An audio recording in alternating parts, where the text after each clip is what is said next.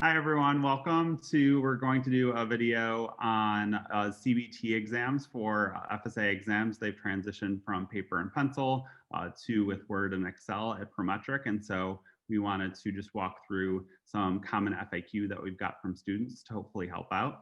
And so my name's Zak Fischer. I teach some of the FSA exams at TIA. I do some of the QFI exams and then also IRM and LAM. And then we also have Eddie and Derek here as well. So Eddie, do you just want to give a quick intro for what you do at TIA? Yeah, my name's Eddie Smith. I've been with TIA now for lost track the number of years, full time since 2012. I very hands-on on the ILA track. Those are my primary exams that I instruct: LPM, LFM, and those types of exams. And I also manage really all of our FSA products at TIA. Awesome, thanks Eddie. And then Derek, do you also just want to introduce yourself? Of course, my name is Derek Brace, and I teach on the health side. So I teach the group health specialty exam as well as the bigger DP exam. And I've been with TIA for a while, but not quite as long as Eddie has. Yes, Eddie's definitely the most experienced. So, so maybe we'll give him Been the first around a while. It's another way of saying I'm getting older and older. Yeah, I like most experienced. That Seasoned. Okay, so we'll jump off with our first question here, and I'll give this to the most experienced, to Eddie. So what are your overall thoughts on the first sitting of FSA Prometric exams? Overall, I thought it was really impressive to start out with at the SOA, even pulled it off. 2020 was such an incredibly challenging year. I remember rewinding back to March when initially they canceled the spring exams, and I really felt deep down that we wouldn't see any more actuarial exams until the fall. And then miraculously, they pulled off that deferred spring sitting in July, which I thought was a tremendous feat by the staff and volunteers. And then to pivot to this completely new format, which, it certainly wasn't without its flaws. There were some frustrations that took place. There were some technical issues, which I think is unavoidable in the first, round of something like this. It's this dramatic change. I mean, it's in a few years, we'll probably take it for granted, but for right now, it's worth just reflecting that actuarial exams have been of this type of upper level exams have been given on pen and paper now for what feels like a century, certainly going way back into the 20th century. And so it's a big deal to transition. So yeah, there were some technical issues that I'm sure people have seen online, seen people complain about it, but I think that's unavoidable. And I know the SOA is pretty well aware of what the most common issues were. We may talk about some of those today, but I'm sure that they're working hard to address those. And I'd be surprised if we saw a lot of those appear again. I think they'll probably get a lot of that ironed out in the spring and going forward. Yep. Yeah, no, I think those are really good points. Derek, did you have anything you wanted to add to that? No, I mean, similar to what Eddie said, I mean, there were a few hiccups. That's obviously going to happen in their first run of the process. But all in all, we had a lot of students who said it worked out well for me. And we'll talk later. We did a survey of a couple hundred of our TIA students to see what they thought and how it went for them. But I mean, all in all, a lot of people really had decent or even good experiences. And I mean, like Eddie said, again, in 2020, that's a pretty amazing thing. And it gives us so much flexibility going forward, as we need to have some flexibility with these virtual testing centers. And just there's going to be pros and cons to it all, but it actually went off fairly well given the situation. Awesome. Yeah, no, I think those are good points, and we should appreciate like how much effort went into that. And I think like especially the first day, yeah, there were some hiccups, but I'm hoping as we learn more and more from every sitting that it gets smoother. So okay, we'll jump into our second question then, and this kind of ties to what we were talking about, special characters and file names, and there being some upload problems. I do think that's good to bring up. That's something that's on people's minds if you've gone through like Reddit threads and talked with people who took the exam on the first sitting. There were some issues there. So maybe we'll jump back to you, Derek. I don't know if you had any specific thoughts on that, and hopefully it might be smoother for next sitting anyways, but any recommendations there or reflections? Sure. And obviously I didn't take the exams. This is based on what my students all told me, but in general, the process is you're downloading the exam at the computer, you do your answers in Word and Excel, and then you upload those files. The issue a lot of people had was apparently as you sign in and download the files, it downloads automatically, and then some people would download the file again. That file then creates a parentheses 1 on the file name, and that's basically a special character that the file can't handle when you upload it. So a lot of people didn't know that because it was not stated to any of us, but a lot of people have problems uploading because of these special characters in their file name. So the key there is just to make sure that you don't have any of those special characters, using only the alpha characters to enter your file name when it comes time to submit. And one other quick thing, when you submit, I would not wait until the last 20 seconds to submit, because if you have any issues, that becomes a big problem very quickly. So do allocate some time to make sure you have the file name correct, you know where to do it, you can hit the submit button, and then you have those 20 seconds extra to relax and sit back and not worry whether it got in time. Yeah, I think that's really good advice. I think the biggest one, like you're saying, is give yourself extra time. Don't even wait till the last 5 minutes, I would say. Try and really give yourself a good amount of pad in case something goes wrong, because that you can just start freaking out when you see 30 seconds left and is it going to upload or not. And so, yeah, make sure, simple file name, don't want like parentheses or any special characters, and give yourself extra time. I think really those are the main things. And then also, I'm hoping that they've learned from the issues that happened for the first sitting and it's not as big of a concern in the future. So I think those are the key points. Eddie, did we miss anything there, or do you feel one key point though I do want to emphasize is that even in those situations where people were not able to upload their exam before the timer ran out, the SOA, from what I understand, is still able to go in there and recover those files. And that wasn't clear initially. And I think that was really the source of a lot of the frustration. And, it's just one of those little nuances, details that didn't get communicated. And so people were under the impression that if they didn't get it submitted before the timer ran out, that they were just out of luck. And as it turns out, that file is still somehow retained on the hard drive or the network at Prometric. And with a little manual intervention, the SOA is able to access that file. The key is to, if anytime, you run into any kind of technical issue like that, be sure to contact the SOA right away afterward and let them know, because you have to let them know. And then they can go ahead and investigate that. And I talked to actually a number of people that were in that situation, and they followed through and contacted the SOA, and the SOA seemed to assure them that they were working on it. And I haven't gotten a lot of feedback. I haven't heard from anybody that said the SOA looked for my file and never found it. So I haven't heard of any actual stories that ended as a horror story like that, where the test was just completely deleted. So that's a good bit of news too, is just that there is a backup plan to get to those files in case you can't get it uploaded for some reason. Yeah, that is a good point. I remember 1 or 2 email threads with students, and they had worked with the SOA to find those files, even though they didn't submit them on time and they had those issues. So that kind of might relax people a little bit. There is a backup.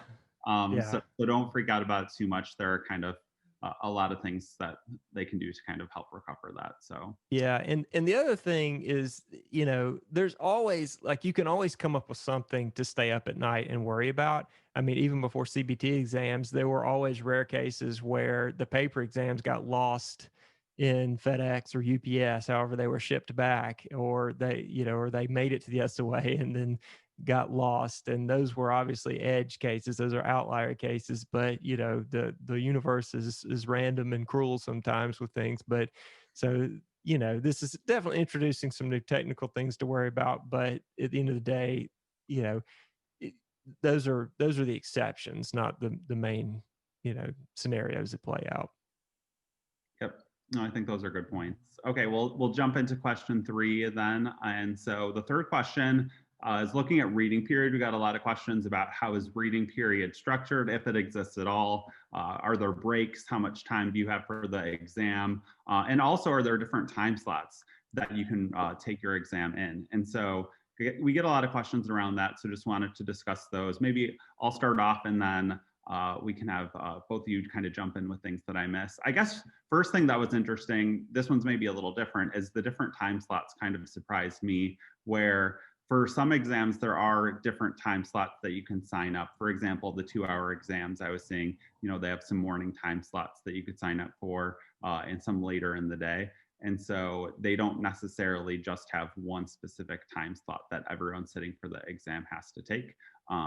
And so that actually can give you some scheduling flexibility. And so that's just kind of an interesting footnote. I think the other ones, the reading period, if there's a break, how much time do you have? Those are all ones you definitely want to be familiar with. And I would say Eddie's video, which we'll link below, has a lot of very helpful material on that. So I don't know if we'll go into as much detail here, but basically that it's very different from the paper and pencil exams where, for example, for your 5-hour exams, it used to be that you would have a 15-minute reading period in the morning and in the afternoon where you couldn't write and you were just reading. Now it's very different where there's no explicit reading period. I think that's really the biggest difference, and you're basically given the 15 minutes kind of as just bonus exam time is how I think about it. And you can type, you cannot type, you can kind of do whatever you want, but it's very different from kind of the traditional format that people were used to in the past. Maybe one downside is for the 5-hour exams, you used to have 2 15-minute reading periods essentially, so you'd have half an hour. Now you basically just get 15 minutes total for all exams. So that's kind of main things to keep in mind. And then so as far as breaks, you can do things like go to the bathroom or leave the exam room. But my understanding is they're not pausing exam timers or anything like that. You kind of just have your traditional exam time plus your 15 minutes. So like 5¼ hours for the 5-hour exams. And you're given the responsibility for how to divvy that up. So those are kind of the main things around time. Eddie or Derek, did I miss any important points there? No, I think that hits the high points. The thing about the reading time, it is gone, but there's nothing that would prevent you from just skimming over the whole exam, because as soon as you hit go on your workstation, you have access to the entire exam. And so if you wanted to just take a quick peek, I wouldn't spend a lot of time. But if you wanted to just kind of glance over it just to see if there's any specific topic, I mean, maybe there's a topic that I always feel like with the read through time, for me personally, the most practical benefit is just being aware of what the final question on the exam is. Because, it's so hard, even when you practice beforehand, it's so hard to manage your time efficiently on the exam. And I think it's even harder now that it's a continuous 5-hour time block for the big exams. It's just so easy for the time to get away from you. It's just useful to know what that final question is, because especially if it's on a topic that you just know really well, you want to make sure you answer that last question, because it's a real heartbreaker to run out of time and not get an opportunity to answer a question that you knew really well. So, it's useful to just kind of be aware of just the topics, but I wouldn't spend a ton of time reading ahead, because I don't think there's necessarily a lot of value to that right now. Yeah. Okay, let's jump to our fourth question then, to keep things moving. So fourth question, we wanted to talk about an overview of existing resources available to help prepare for CBT exams. And so when we talk about this, I don't want us to like go through what's in each of them, but more so like how do people know what exists and what's available. And so I'll kind of talk about for my exams, so QFI Quant, QFI PM, LAM, and ERM, how they can access those. And maybe, you feel free, both of you, to kind of add in maybe if there's somewhere in your seminars, or I can also share with you what I put together. But basically for my seminars, I have like that exam day checklist and FAQ, which I think Derek might have in his seminars as well. And so in there, I'm just going to put all the resources that we have. So for example, linking to Eddie's YouTube video, we did some blog posts like takeaways from we did a survey that Derek referenced before, basically like an exit survey of people right after they took their Prometric exams, like a day or two after. We asked a bunch of questions and then looked at the results, made some takeaways and made some blog posts. So I'm just in the exam day checklist and FAQ, which you should see if you're in any of the seminars that I teach. I'll just put in kind of a part of that document will just be kind of running through all the resources that are available, because it is new and we just want to like offer some different ways to help prepare. So that's how, at least for mine, that I'll list those out. I don't know, Derek and Eddie, do you want to jump in if you'll have something similar, or how? Yeah, I mean, very quickly, it's a similar idea, but yeah, I have in the seminars, you'll find the FAQ, the exam day checklist, as well as the fact that for the TIA sample exams that we've created, I've switched those over into the CBT format as well, so people can take a look at that and actually have an exam where you can do it in Word and Excel, where you can come up with the answers. I'm also working on doing that with some of the old SOA exams as well, so you have a little bit more practice, because at this point you just have very little in terms of an actual CBT exam that you can look at. So the idea is there just to give the students a couple exams where they can look at that, and then, I mean, the old material is still applicable. It's just the idea of writing out the exams versus doing it on a computer. Yeah. Awesome. Yep, those are good points. And then Eddie, do you want to jump in with any additional comments? Yeah, definitely, check out the video that Zach mentioned. We'll link to that down in the description, because that I released that, I think, 2 or 3 weeks before the actual exams. And it was only at that time that things were really in focus about what the exam would look like, because the SOA had released some model solutions, which are, available on your exams page. So if you're taking, for example, LPM, be sure to go to the LPM page at SOA.org, and there'll be a handful of sample questions. I'm assuming they're going to release model solutions for the fall 2020 exam too, and we'll start doing that going forward. And so that'll be another resource. So as we kind of march through time and more of these exams get administered, I think the number of resources from the SOA will increase. In terms of inside the online course, for the ILA track, has a lot of the things you mentioned. I think probably I would say there's really two, if I had to boil it down to two things to do to be prepared for the actual CBT format. The first thing would be, as you're studying material, particularly quantitative material, and you're using Excel, go ahead and get in the habit of writing out the formula visibly in a cell. And if you're not sure what I'm talking about, I think it'll become clear in that video that I mentioned. It's just the fact that you still have to explain your work. And that's a big deal. Very important to do that. And it's probably the single most difficult and maybe unnatural thing that you have to do with the CBT format, is writing out those formulas, which is very difficult to do with actuarial notation. That's one thing that I think was actually a lot easier. I think most people agreed in our survey. We'll talk a little bit more about that later maybe, but most people agreed that it was easier to write out, an annuity factor, with subscripts and superscripts. It's easier to write that out with a pen and paper than it is trying to type it out in a cell within Microsoft Excel. So go ahead and just practice that from the start. Just kind of get used to that. And then the other thing is to be sure to work the practice exams in the course. We've got our own TIA unique practice exams that are in the Word Excel format, and we're also in the process of converting some older existing handwritten exams. We're converting that into a Word Excel format so that you can practice that format. But I do want to stress, just like I think Derek mentioned, I mean, really all of our existing materials are still good, because I don't think anything's changed in terms of the importance of understanding the concepts. Most of us are good typists and we're used to typing in Word. I don't think that's necessarily a skill you need to spend a ton of time practicing, other than to get familiar with some of the nuances of typing into those boxes in the Word file on exam day. But you still need to spend, 95% of your time just absorbing the syllabus material, learning the syllabus material. And then it's just a matter of understanding the technical format of the exam in Word and Excel, how to, work with the files so that you can write out your solutions. Yeah, no, I think those are really good points. Question 8, we're going to talk about typing formulas in Word. So Eddie will have a chance to talk more about that there too. That is kind of, there are all these like pros and cons of like, some things are much easier. Your hand won't hurt as much at the end of the exams now, right, like it used to, which is nice. But also when you're looking at things like QFI Quant and some of these really complex mathematical questions, it's like, how are we going to write some of these tougher formulas? So we'll talk more about that later, but that is a good point.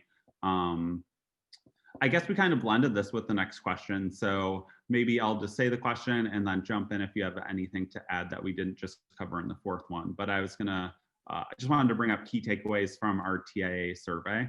And Eddie kind of led the effort on that one. So maybe you can start off on that one, Eddie.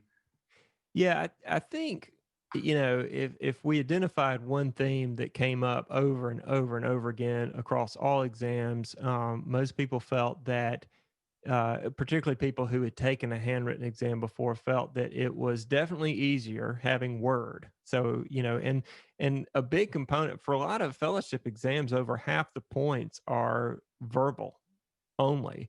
And even a lot of calculation questions have sort of an explanation rather, component to them. And so that part is easier. I mean, being able to write out a bulleted list, for example, if you've got sort of this multi-level bulleted list memorized from a flashcard, it is so nice to be able to go into Word and just write down the big points first, because those will be literally worth the most points, and then go in and just move your cursor around and fill in subpoints under those. That's a lot easier to do in a word processor than it is on a piece of paper, in my opinion. So that aspect, I think, got easier, and that's what most people seem to say. But as I was talking about before, people did not necessarily find Excel easier to use.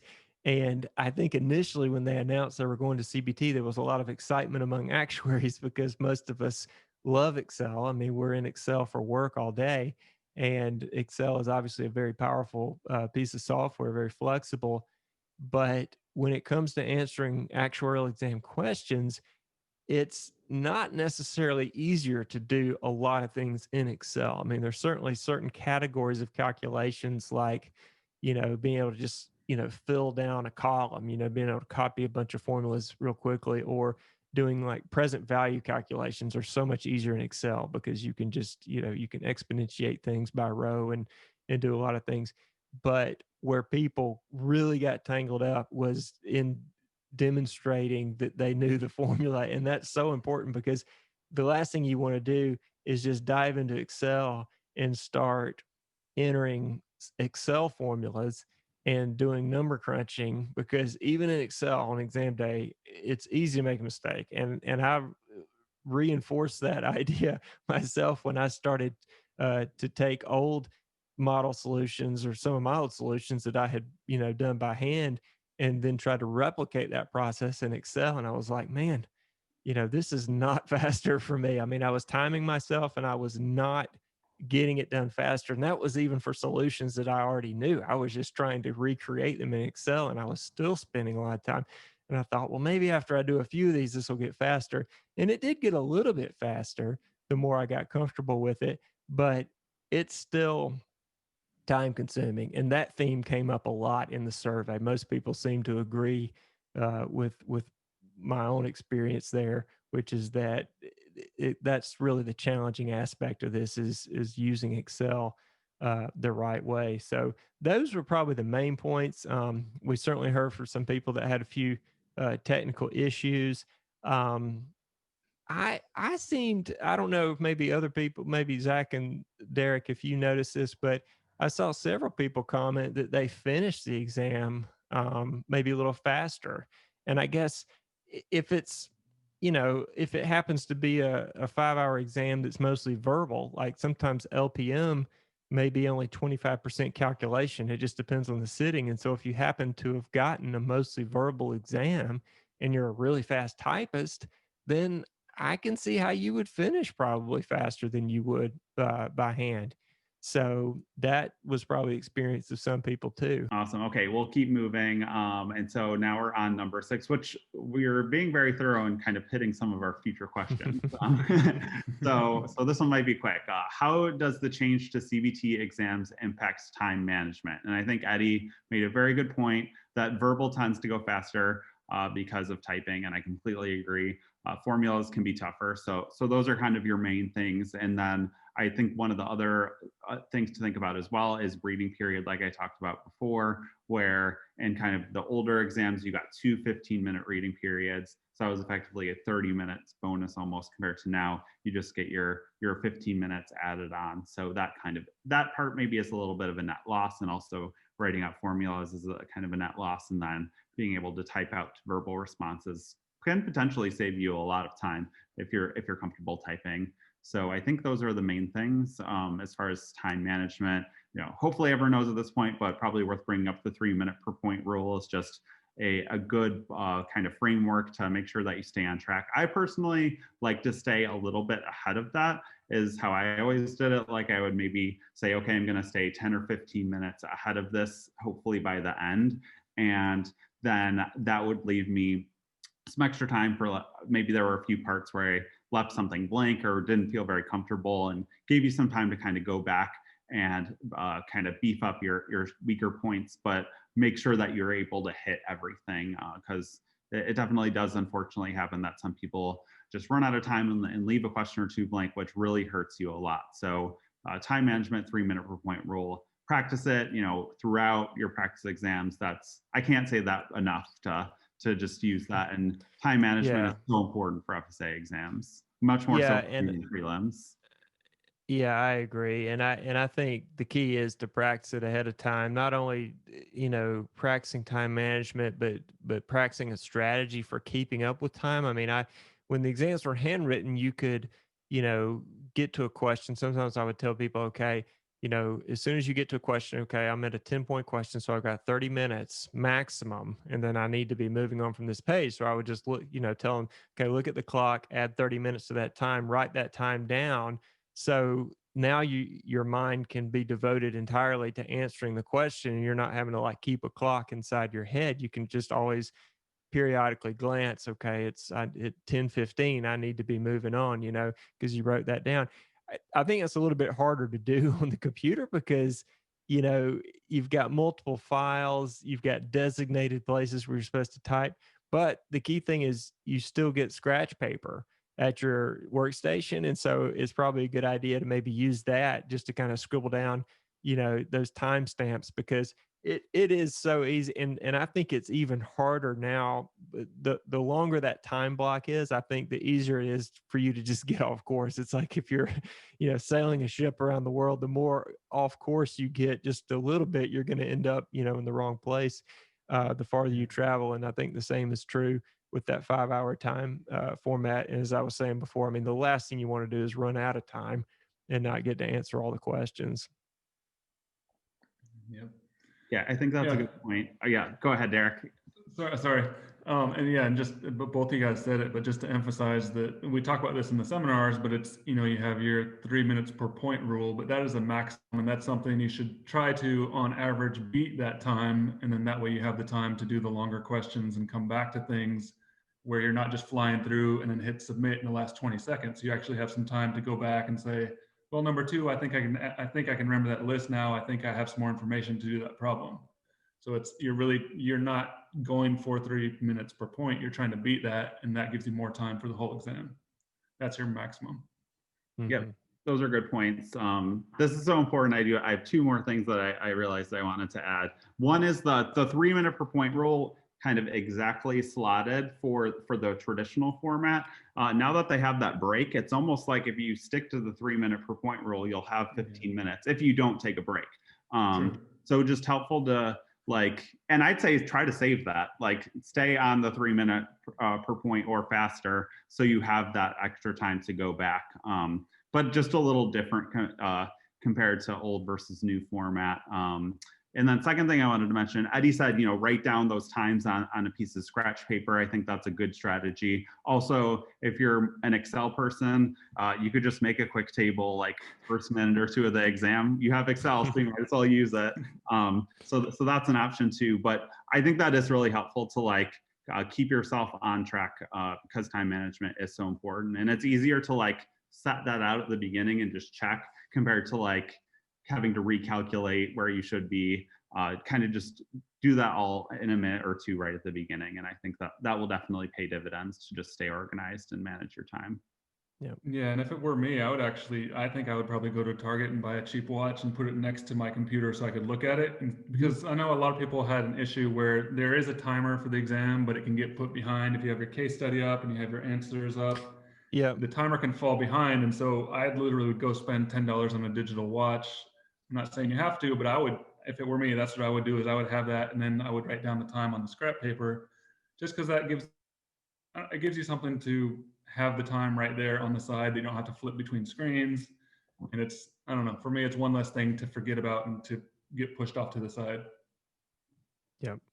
That's a good strategy. I had not heard of that recommendation, but I like that. Just kind of prevents a little clutter. So gives you a backup plan too. So I like that. Okay, we will go on to number 7, which is role of Excel. We've definitely talked about Excel, but anything extra as far as Excel that you'd like to bring up? I think we'll start off with Derek on this one if you want to. Yeah, I'll start off and I'll then give it over to Eddie because Eddie has a great video that I think we've all linked to in our seminars about this. But I mean, in terms of Excel, the biggest idea is you're not doing a work project. It does not have to be perfect in your company's format. It does not have to be automated. You're only doing the problem one time. So don't worry about fixing your references and getting it right and dragging it down. You only have to do the exact formula just for this question. So don't worry about getting it perfect. At the same time, don't make it so ugly that the grader can't see where you're even doing the calculations. I mean, you can very easily do a column and a table. It's not, Excel is already set up that way, so it's very easy for you to do. You don't need to be an Excel superstar to get through the exams. It's not something where you need to spend hours honing your Excel skills because a lot of it is really, it's a workbook for you to do the calculations. It's a glorified calculator. And especially, I mean, you guys exams, you can chime in, but for the health exams, a lot of it is trending forward. It's taking pieces, taking expected values, weighted averages, things like that. Those aren't that hard to do when you have a table. It's just thinking about how to attack them, how to set it up. So you want to have a strategy. You want to practice doing the problems in Excel so you can do that. But don't worry about having the perfect offset formula, something like that, to get it right every time. You just have to get it right one time, you move on, and you're never going to see the spreadsheet again. Yeah, I mean, that I can't, stress that enough. What Derek just said is don't come in there with an automation mindset, because the whole point of automation is to invest extra time up front to make something easier to do in the future. That's the exact opposite scenario that you're in the exam room. You're doing something only one time. And so you want to take the absolute fastest, most efficient approach, even though it probably won't be the prettiest. Certainly under, better circumstances at work, you could do a much better job. But, that's just the approach that you have to take. The way, kind of the philosophical approach I've kind of developed in my mind for how to think about Excel for these exams is to kind of think about it like this digital notebook. Like, if imagine that it's just a piece of paper that's been digitized so that now you can do calculations in it, but treat it like you would a paper notebook where you're only using formulas in Excel to calculate critical values, and then you're writing out a label for that value, either to the right or above it or wherever. But you want to get in the habit of labeling your work, because it's just, even in Excel, it's so easy to point your Excel formula at the wrong cell, or you put a wrong input up that affected everything downstream. And so, just like with handwritten exams, you want to explain your work. So kind of treat it like a digital notebook, so to speak, where you're just writing out explanations as much as you're just doing numbers. And like Derek said, it's really just treat it like a calculator first and foremost, and don't add any complexity from Excel unless you absolutely need to, because a lot of the questions so far are, in some cases, like a 1-point question might simply just be taking the ratio between two numbers, and you're just, it's like the world's simplest Excel formula that you're entering, and that's all you're doing. You're not doing anything fancy in it. You're not going to be required to have any advanced knowledge of Excel and put together array formulas and VBA and all that. So you don't want to have that mindset. And you also don't want to let that mindset creep into your studying either. You don't want to start getting carried away in Excel going down rabbit holes and developing really fancy spreadsheet versions of things that you might see in the syllabus material. I mean, that's all very interesting stuff that's useful at work, but it's if anything, it hurts you on exam day, to spend time on things that just aren't necessary. Yes. Okay. So we talked about a bunch about Excel. So then next is any advice for Word. A lot of students ask me questions about typing formulas in Word, which I completely understand that especially for the QFI track. I know, we're looking at different exams for different students. So the QFI track is extremely heavily quantitative with some pretty crazy formulas. And so just want to talk about typing formulas in Word. And I feel like a lot of the advice that we said is relevant here in terms of don't panic. They're not going to just test, okay, can you type out this crazy formula in Word? That's really not the point. So I keep in mind everyone's in the same circumstances. And so like Eddie was talking about with like a VBA rabbit hole, don't go into a rabbit hole of like typing out the most complex formulas in Word. I just don't think that they're trying to test that.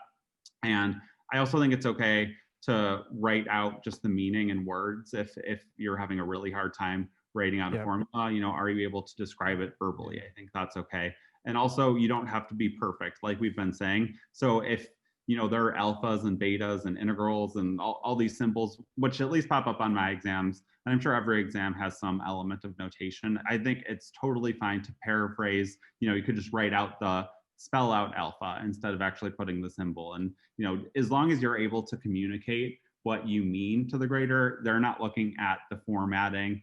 They're more so looking at your logic. And so if you just can communicate your logic in your work, that's going to be sufficient. And so it's not something I would worry about too much. Like Eddie was talking about, you want to spend your 95% of the time on the syllabus and actually absorbing the material.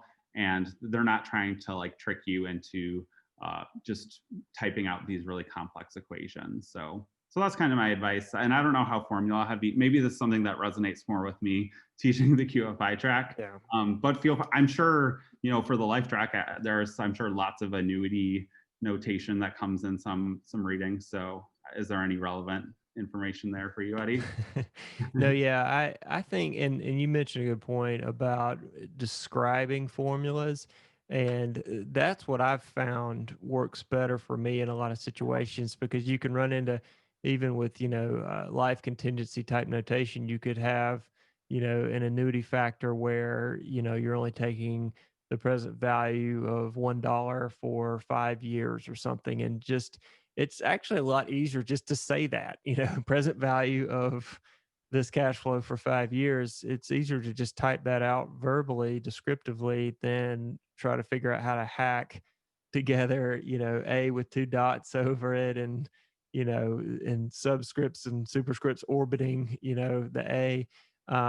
That's too hard to do. Even with the equation editor, I would not recommend using that. It's just too time consuming and fiddly. I mean, even when you know how to use it, it gives you a weird result sometimes. And sometimes you'll get it right and you'll come back and the superscript that you put right here is now moved over here for some strange reason. And I mean, that's just the last thing you want to be dealing with under exams conditions. And so I would just, if you can come up with a way to, and you'll see as we add more of our own model solutions or our own TIA solutions to both the practice exams that we create and also SOA exams, you'll see us use techniques that you probably want to copy.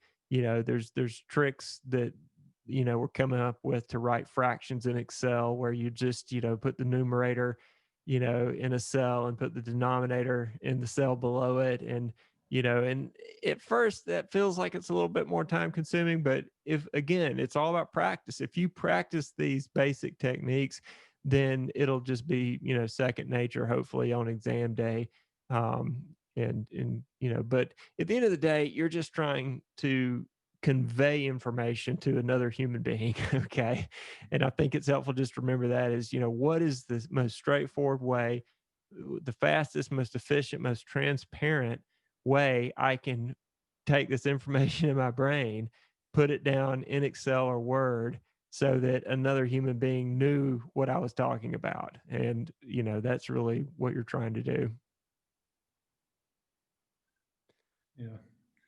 Yeah, and I mean, for the health exams, fortunately, we don't have quite as many formulas, I think, especially Zach, as you have in your exams. And so it's not a huge issue, but it is the same thing. And like both of you said, I believe, write out the formula, write out what you're doing. Don't worry about finding a radical that fits over this entire equation. Write out square root, and that's it. So it doesn't have to be something really fancy. It doesn't have to be beautiful. And I know for a lot of us actuaries, we tend more towards perfectionism, and you want to get things beautiful and you want to get it right. You want to have this perfect equation, but it doesn't matter. And Eddie's point is perfect. And that's something I wanted to say too, is this is being graded by a human. It's not being run through a Scantron machine where they try to find your answers. It's literally an actuary looking at this page saying, does student A know the right things I'm looking for this question?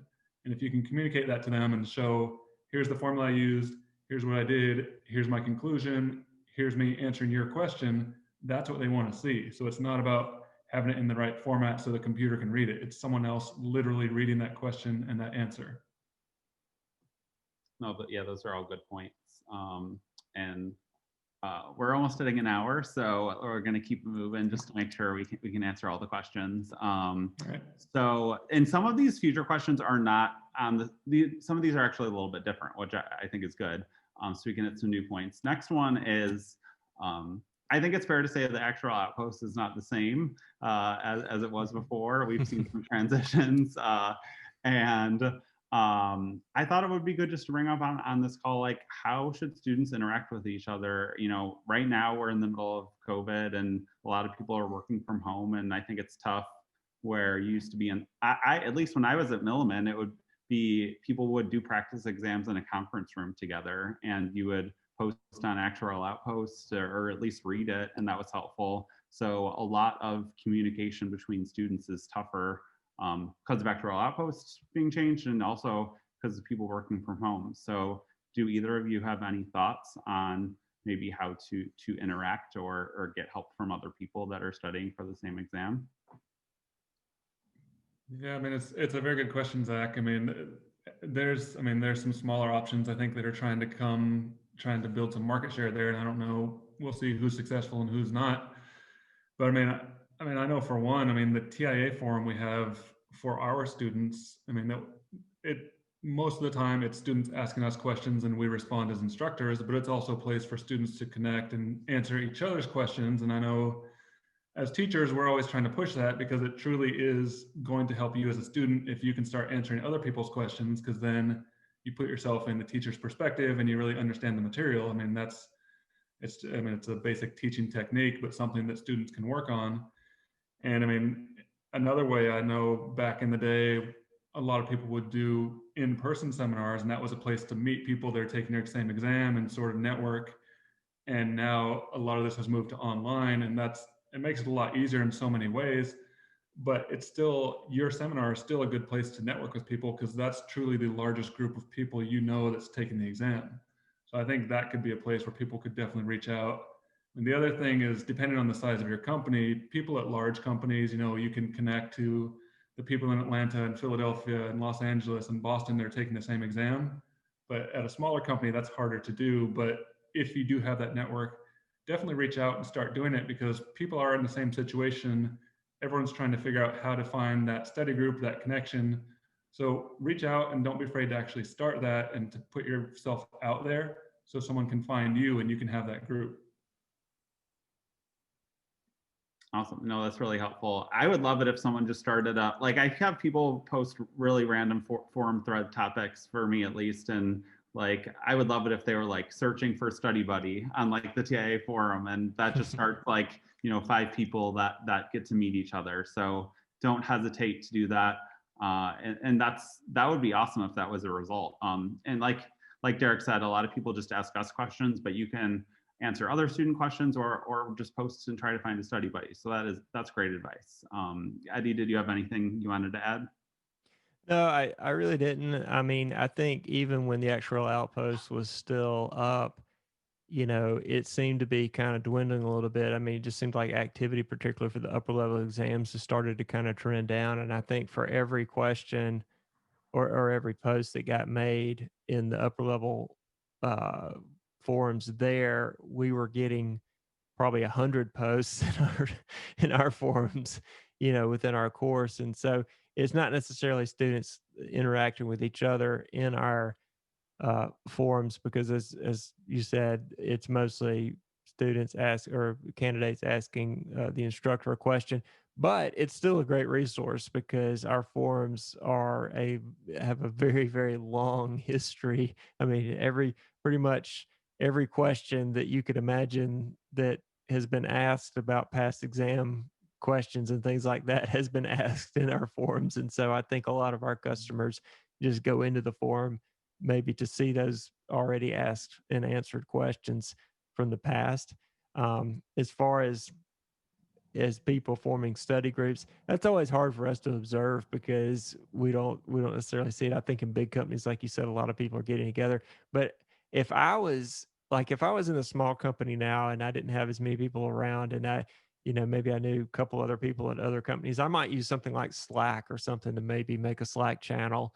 I think that would be a good format, for people to communicate with each other if they're studying for an exam.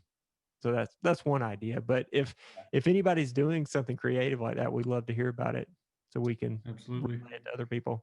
I'm glad you brought up Slack, Eddie, because this is now a few years ago, but for what now it's QFI Quant. It used to be QFI Core, and QFI Core one sitting, they actually started a Slack. So, like there was a group of TA students who really wanted to be able to interact with each other, and they started this Slack channel, which was awesome. And I feel like if you're the person, there's always the person who has to set it up and kind of get things up and running, but then people just jump on because like if they know 10 other people are studying and communicating, like, yeah, you want to jump in and like, because a lot of them are like hitting the same hurdles. So, it does take that person to set things up, but I remember them loving that. And they had like a thread where they would send me questions, or I would like, I offered to like send them some practice questions and grade them and give them some comments. So that was a really cool experiment. And so Slack is a cool medium. It does take a little bit of work, but they're unusual times, so we do have to get a little bit creative. So I think it's a really cool idea. Okay, awesome. So next question is, looking towards future sittings, how do we expect the Prometric FSA experience to evolve over time? So, do you feel like this last sitting is it's going to look very similar, or are we going to kind of get more complex Excel questions, maybe less technical problems? What kind of trends are you expecting as we kind of look towards the future? I'll let whoever wants to jump in, go for it. I don't know. Derek, do you have a crystal ball? I do not. I do not. So that's the huge caveat here, that we do not know this, and so we're not writing the exams. We're not giving you insider information. But I mean, I would expect the way the problems are written to, because the graders, a lot of these problems so far, they wrote them thinking that people were doing them with pencil and paper. And so I would expect some of these problems to get just a little more data in terms of, like, say for the health exam, you get a little more history so you can create a little bit bigger triangles for your reserving or something like that. And so it's just as easy in Excel to drag down, instead of doing 2 years, you can do 10 years. Something like that. I would expect that to happen, because also with these exams, sometimes they'll give you a preloaded data file in Excel. And so they could already have, say, your past 10 years experience here in this Excel file. You can play with it a bit more, make it a little more like the real life work. But again, don't worry about making your spreadsheet like you do at work. But I could see them catering a little more towards more data intensive problems. But at the same time, Eddie said earlier, the majority of points are often really from verbal problems. There's going to be a little bit from flashcards, but a lot of it is going to be from analysis and really proving that you know the material and that you can apply it to something that you have not seen before. So, Excel is going to be a big part of it. I think we'll get more data, but people shouldn't really get caught up in that, because there's still a huge portion that is not quantitative, that's qualitative. Yeah, I agree. I think, my guess would be for spring 2021, it's still pretty similar. But I guess the best case scenario I would think of is that they will just continue to look at feedback, look at and see how people are answering questions. And they'll probably be able to see patterns with certain types of questions that maybe just the format of Excel just made it too hard to answer that, or harder than it needed to be. And so I think that it stands to reason. It seems logical to me anyway. Like you said, they will probably tweak the format and kind of tilt it more toward questions that are just better adapted for the medium, which is Excel. And so tables of numbers, maybe more data will be provided for questions, and maybe starting to drift or get farther away from problems like we described earlier, where you had to do a bunch of, algebra Olympics, to get to a single quantity, because that's just the kind of thing that, is tested enough probably on the prelims. And it's just too hard to kind of work through all that in Word and Excel to show your work. It's really something you need to be doing on a piece of paper. So maybe getting away from that type of problem a little bit more. But I think as long as, the exam is going to still be in the same format, in terms of a 5-hour exam, there's just only so many questions you can ask. I think the format, I would not expect radical changes in the near term, but maybe more of more evolutionary type changes for the next few years, maybe. Yeah, Maybe. I said maybe a lot because right. Yeah, I like the disclaimers. Yeah, we were supposed to throw in somewhere. I'll do it now, that like these are all our opinions, and we're not perfect. Yes. And this is just kind of our thoughts, kind of off the cuff, or just like a casual conversation. So I'm sure some of the things that we say will not turn out to be the reality of the future, but we're just kind of doing our best with the limited information and experience that we have. Yes. But yeah, I think really good points. We don't have that magic 8 ball, but if I had to guess, I would think, a little more involved Excel over time, but like Eddie said, more just like slow evolutionary, and nothing, I don't imagine anything extremely drastic. I think less technical issues, and, just with more time and more experience, that will resolve itself. I know for like some seminars, I have them adding spreadsheets to the syllabus, which is interesting. And I'm curious, we're thinking, how could they, what exam questions would exist? But there also is the question of, are we going to actually see the syllabus changing, or at least some shift over time? And, maybe it becomes more commonplace for the syllabus to have a few spreadsheets. And I think if you have a spreadsheet on your exam, it's just very testable naturally most of the time, if Excel's available during the exam. So it'll be interesting not only to see, do we see evolution to the types of questions asked, but also how does the syllabus evolve over time as well? Will be interesting. Yeah, good point. Yeah. Yeah, no, I thought it was cool. They have like a variable annuity GMAB modeling spreadsheet, and it is cool because you kind of get to see a little bit more. You can only describe that so much in a paper and a PDF. So to actually kind of show it in action, it does give you a little bit more, maybe practical, real world. I think it gets you closer. So it'll be interesting to see if they continue that shift, and that kind of catches on for other exams as well. Okay, I'm going to jump to number 12. So how FSA exams are different from preliminary exams. Does anyone, Eddie, did you throw this one on, or was this one me? I can't remember. I'll give it to you definitely if this was one you wanted to talk about. Yeah, I probably add that. That's probably one we should have started with. Right? Yeah. Backwards. Yeah, but in a way, it's probably a good one to end on too, because I'm sure a lot of people watching this are brand new to FSA exams, so they're coming off the prelim exams, and one of the biggest things is just getting away. Even though we've just spent all this time talking about number crunching in Excel, just with the FSA exams, you really have to kind of get away from worrying about being super precise, because there's no multiple choice. And I still see a lot of people get really obsessed about, whether the fifth decimal, in their answer is right. And just, a a well-answered FSA question, I mean, as long as you're in the ballpark numerically, uh, you're fine.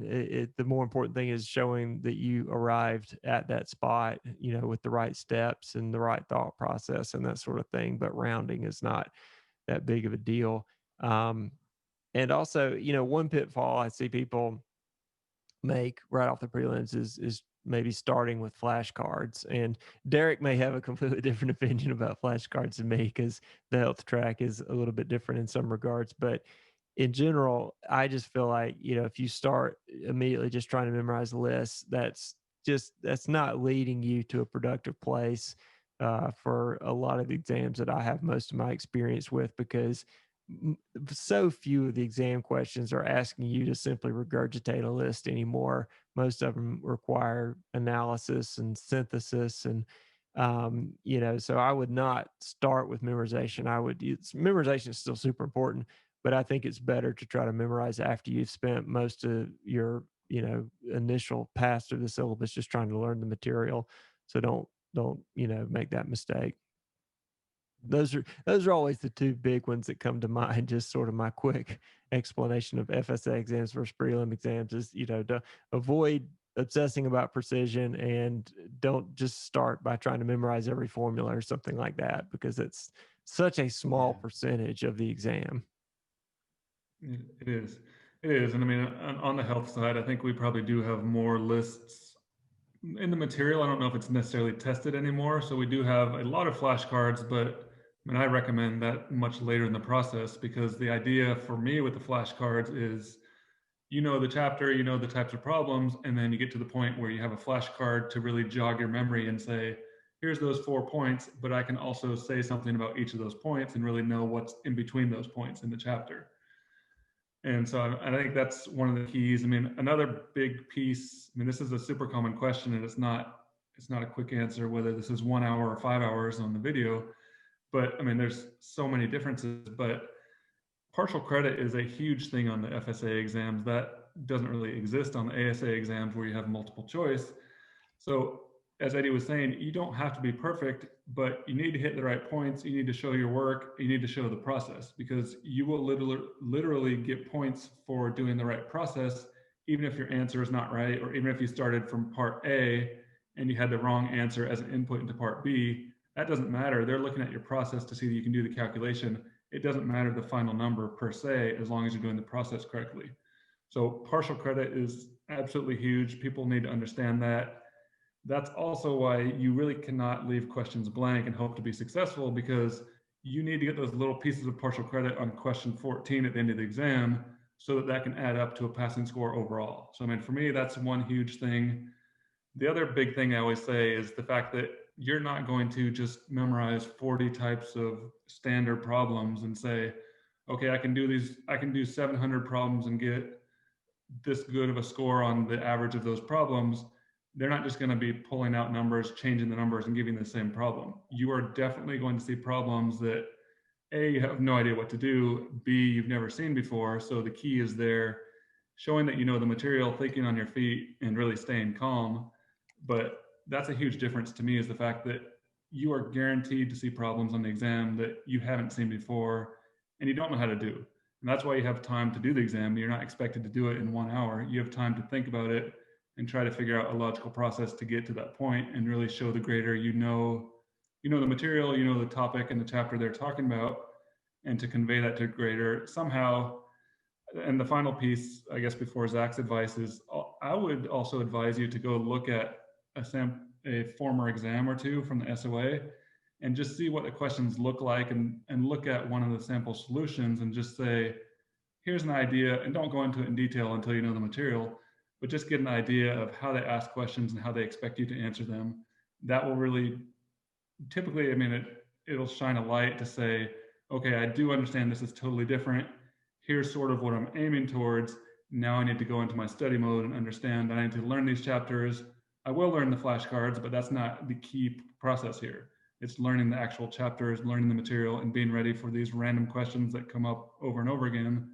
But we're not going to predict them, because they are random questions from all over the syllabus. No, that's really good advice. For people in my seminars, that what you just kind of described, I have this really cheesy analogy with like a goldfish in a bowl. And it's basically like the goldfish representing the past exam questions. And then you have this big bowl of water. And that if you just work through the past questions and memorize them, it only prepares you for this really small kind of piece of the full scope of what you could be tested on, which is so different from the prelims. Like I remember the prelims, it would just be like, I remember I would just like listen to music and just crank through like so many practice problems. And like you pretty much knew, you know, maybe there were like a few questions that were interesting, but like most of them, you kind of knew what to expect.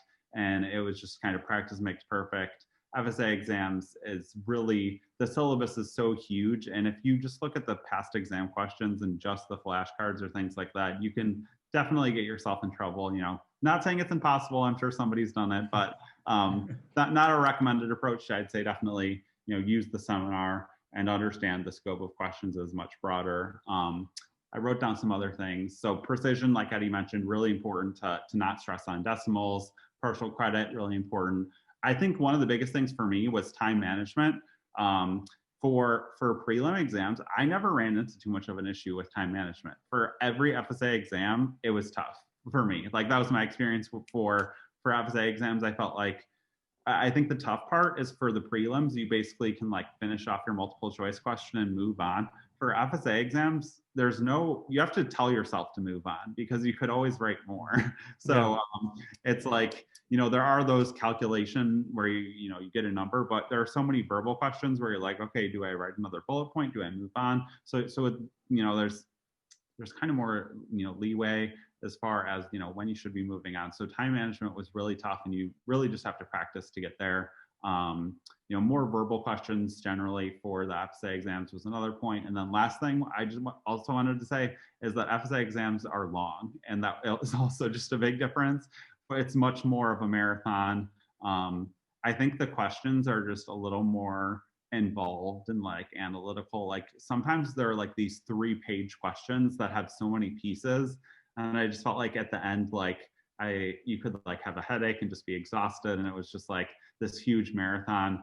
Compared to the prelims, it was like, okay, you usually just answer a question and then move on to the next one. And it's all these like little drills. Compared to FSA exams, it's like, okay, here's this company with 3 pages of information, you know, write these essays on these like or explanations or responses. And it just gets a little more involved in understanding like context and time management. It's almost like a different skill set. So that they are very different.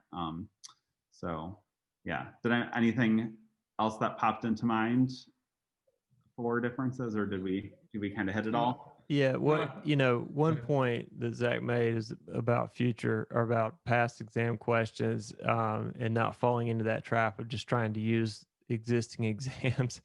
It's worth emphasizing that, and some people may not be aware of this now, but in 2019 on the ILA track in particular, we saw massive syllabus changes. And even though the syllabus hasn't changed that much recently, there were major changes. And so a lot of the material still hasn't even been tested yet. And so past exams are always biased to, you know, readings that are still, or I should say, if you're using past exams to work questions that are still on syllabus, that's always going to be a very biased sample because it's only those readings that have survived. That's sort of survivorship bias. And some readings have been around literally 20 plus years. And so they've been tested, you know, a ton. And then some readings have been added just in the last year or two and maybe haven't been tested at all yet. So you definitely want to cover the whole syllabus and not fall into the trap of using past exams to predict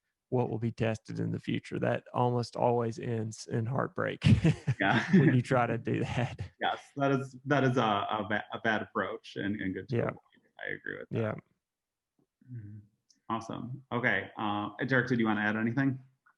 No, I mean, I think that's a great point. And I mean, at the same time, though, there is a lot of value to make sure students understand our point here. We're not saying don't do the past exams. We're saying don't put credence in that being tested again and again, because the past exams are super helpful for understanding how the questions are tested and really so for helping you develop a strategy to say, how am I going to attack this, especially now that they're in Excel? How can I do this in Excel? How can I really go forward and understand under the time constraints to get some real life experience to say, how am I going to answer these questions on the exam? So it's really, really important to do the problems, but don't expect them to be the same come exam day. No, yeah, that's a good point. Yeah, still do them, but yeah, they're not predictive. Yeah, Yeah. That is good advice. Okay, that kind of wraps up our questions that we're going to go through. So, I mean, we can kind of just go around, and if you have any final thoughts or recommendations or parting words, maybe we'll start off with Derek. Any final thoughts here? No, I mean, we've gone through a lot of it already, but I mean, in general, I mean, I'll say it in the videos in my seminar as well, but I mean, the key here is one of the huge things is that you do get some practice under real exam conditions, because it's very easy to watch our videos over and over again and say, oh, okay, I know what they're talking about. That makes sense. I'm good. It's a whole different thing when you take the paper and pencil, or now take your computer with Excel, whichever way you're doing your practice problems, hopefully both ways really.